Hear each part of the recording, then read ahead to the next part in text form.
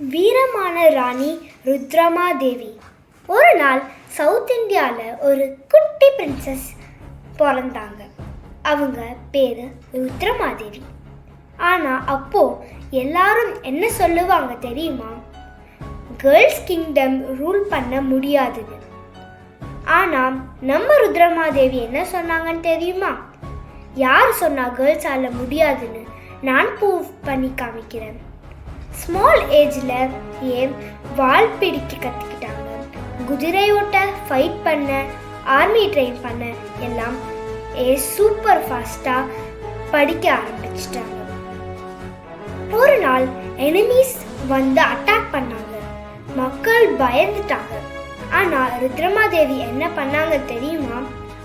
அவங்க வால் பிடிச்சு full armour போட்டு நானும் போருக்கு வரேன்னு கிளம்பிட்டாங்க. அவங்க பேட்டில் ஃபீல்டில் போய் ஃபைட் பண்ணாங்க. சோல்ஜர் மாதிரி இல்லை, கிங் மாதிரி ஃபைட் பண்ணாங்க. மக்கள் எல்லாரும் கிளாப் பண்ணாங்க.